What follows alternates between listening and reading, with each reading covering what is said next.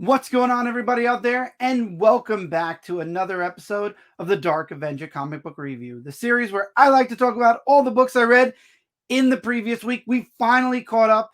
The reviews are finally back to a weekly format.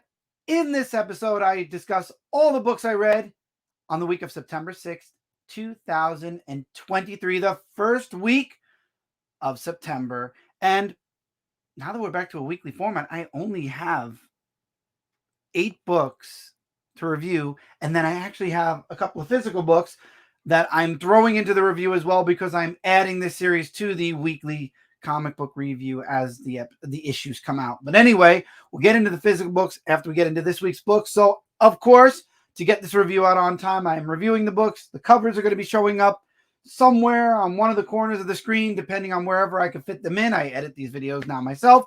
So we're starting with the independents, and we're going to start with Van Helsing. I'm looking this way because I have the titles over there. Van Helsing, The Horror Beneath. It's a one-shot. It was amazing. I loved it. So you have Van Helsing helping Juliet Jekyll because Jekyll and Hyde. So Juliet is having an issue with her Hyde, and Van Helsing makes a cure for Hyde. However, if Juliet takes the cure, it kills Hyde. Basically, Hyde goes away forever, and it will forever only be Juliet in her mind and in her body again, and she doesn't like that. And the book goes back and forth from when they first met to when Hyde had come out, and it was up to Van Helsing to save or stop Hyde until Juliet kind of came back and came out, so to speak, and Hyde went back in. There's also a part where you see how their friendship basically develops, like how they met, the fight, and then she creates a cure, but it's not something that Juliet is a fan of, and she writes Van Helsing a wonderful letter that we see throughout the book. I thought this was an excellent issue. The artwork was spectacular. I would 100% highly recommend checking out this one shot, especially if you are a Van Helsing fan. A new book. This is Kill Your Darlings, issue number 1. I was interested. The cover grabbed me, and then I decided to go into the story. And it starts off with a witch trial, and the witch is killed. And then we jump to present day, and there's this little girl that has a really, really, really vivid imagination. So much so that in the book we see what the little girl is seeing. And the mother talks to her about how her world is so different and so odd, and it's hard to play with her because her world, her rules kind of deal. And then something happens towards the end of the middle of the book, and she has like this nightmare, and she passes out, and we don't know what's going on, but this imagination land that she created all of a sudden was destroyed. And it was a bunch of knights and stuffed animals stuff, all of it murdered. And she's going through and trying to figure out what the hell's going on. And then as we get to the end of the book, she snaps out of whatever she's in. And I don't want to spoil it because it'll go into the next issue, and we're coming back for the next issue 100%. But something happens, and apparently while she was going through this nightmare and unconscious, something else was going on. Like she was still doing stuff. So she was apparently possessed, possibly. We don't know yet. And there was also a crystal involved. I will say that much. I like this first issue. I love the cliffhanger at the end and the twist at the end. I'm very interested in seeing what happens in the next issue. We're going to go into DC Comics. I only have 2 DC Comics this week, and neither one's really big talk. So Fire and Ice, Welcome to Smallville, issue number 1. I went into this expecting what I got when I opened this book. The artwork is very, how do I say it? It's good. However, it fits the tone of the book. I feel like this is more, how do I explain it? Because I want to say cartoony, but not. I don't feel like it has like the tones that you'd get from a normal DC comic. You could tell that this is more of obviously it's not for young readers, but it's geared towards right after young readers. I like the humor in it a bit. I like the theme of it a bit, but it's not something, if it didn't involve Smallville and Superman was in it, which he was very, very, very briefly in it, I probably wouldn't be continuing this book. I might still talk about it on my reviews. I might not. This issue does have a foil first issue. You will be seeing that in my haul video. I did get the first issue. However, don't know if I'm going to be reviewing it moving further along. Another book, once again, that I was intrigued with at the end of the issue, last issue, Steelworks, issue number 4, by the way, is what I'm talking about. There's 2 more issues after this. We got left off with a cliffhanger. We got to see Lana Lang back in the Superwoman outfit. Apparently, she got her powers back. I thought we were going to be seeing more of that. No. It's more along the lines of figuring out why and the superpowers and what's going on with and it's connected to Superboy or Superman. John, I can't remember if it was Superboy or if it was John, but it was connected to one of them. And then there's a robbery that goes on at Steelworks, and the rest of the book is focused around that. And then the swapperoo that happened, and they thought they actually got the artifact, and it turns out that the person actually did rob them, and he ended up getting away with the artifact. This is leading, of course, into the next issue, but Steelworks, again, if you're a fan of Steel, you'll be enjoying it. If you're not, you won't. Personally, I love the Superman family. This is a good book. But again, out of all the miniseries that are coming out of Superman right now, it's kind of lower on my list. But the artwork is pretty good. Story, take it or leave it, but definitely way better than Power Girl, which I am not getting the Power Girl miniseries. We're going off to Marvel for the rest of this review. We got Spider-Gwen Annual number 1. I was thinking, why not try the Spider-Girl Annual issue number 1, in parentheses, 2003. So this is the 2003 Annual. It's connected to the Chaos Tournament. I have no idea about the tournament, so I'm reading the book. I'm watching her fight this person. They end up making a deal and deciding not to fight one another. And then it turns out they have to fight one another because one person has to win or else everybody dies. And obviously Spider-Gwen loses. I don't know if it's on purpose or not, but she does lose. The other person moves on, and Gwen promises to somehow find a way to save everything. I'm not reading the Chaos Tournament. There are a bunch of events going on in Marvel right now. There's the Fall of X. There's Gods. There's this Chaos Tournament that's going on throughout all these annuals and whatnot. So I read it. I threw it into the review because I thought the artwork was good. The story was really nice. But again, it's all connected to an event. So I'm not going to see the true end game, if this makes sense, because I'm not reading the tournament. But it was a good issue.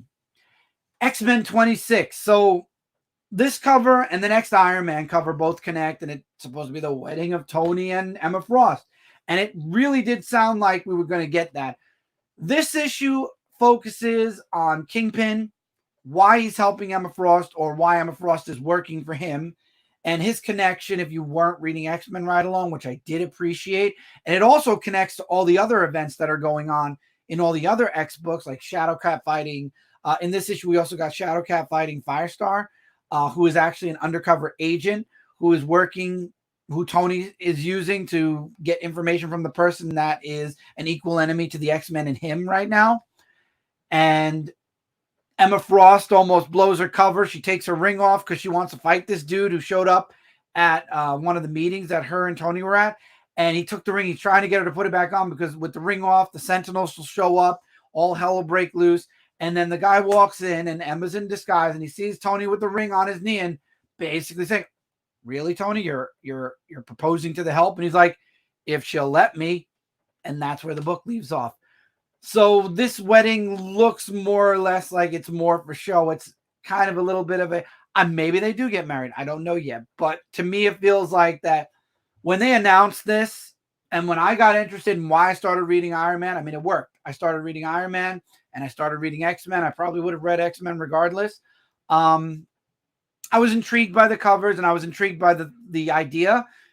Now come to find out that it's really more of a possible just for show kind of deal. Still interested in seeing what's happening with the X-Men and Fall of X. I mean, am I going to be reading every single X-Men book because of it? Absolutely not. I don't have the money to read every single X-Men book, and not to mention the charts and all the bullshit that are apparently is still going on, because I'm going to talk about that momentarily. But in X-Men, you saw a bit.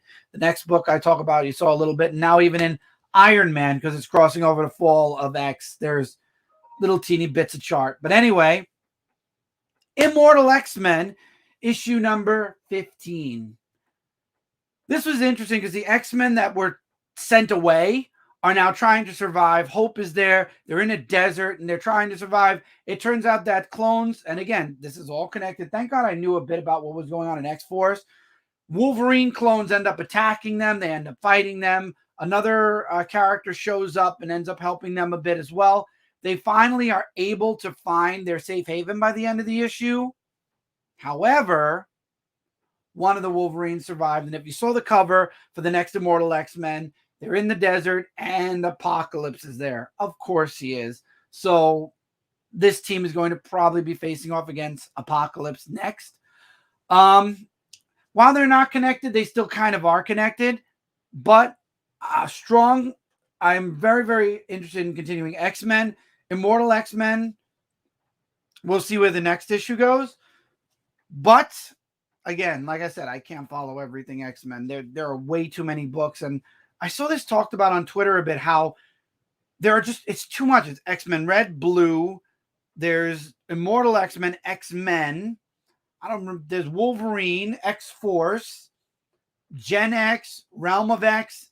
I mean, you could probably, two hands aren't going to be enough to count all the X-Men books that are out right now. So pick and choose your titles are my recommendations.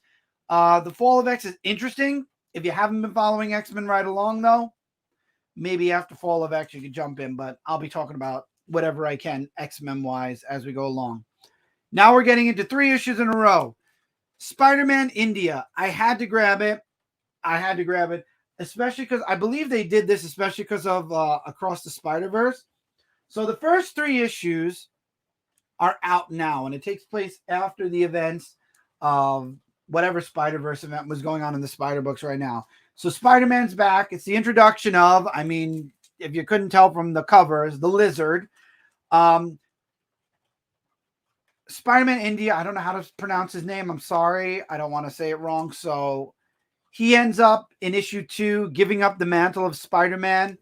And by issue 3, we find out that other people are stepping up to pretend to be Spider-Man. He basically wants to make a difference as himself instead of as Spider-Man. And it's all connected to the issue to the issues with the Lizard that started. And he just feels like he could do more because people are starting to get influenced for all the wrong reasons about Spider-Man. So he feels like he could do more without being Spider-Man. So he drops the mantle all the way until the end of issue 3, where he finds out that the Lizard is still around and causing massive problems. And now there are people pretending to be him. So now he wants to go out and stop the people that are actually impersonating him. And then he gets stopped by the end of issue 3 because he wants to get seen by his new boss. What happens next? I'm excited. They actually announced that by issue 5 of this series, we're going to be seeing a more familiar costume to the one that we saw in Across the Spider-Verse. So I'm really interested in seeing the new costume. I'm very excited for it.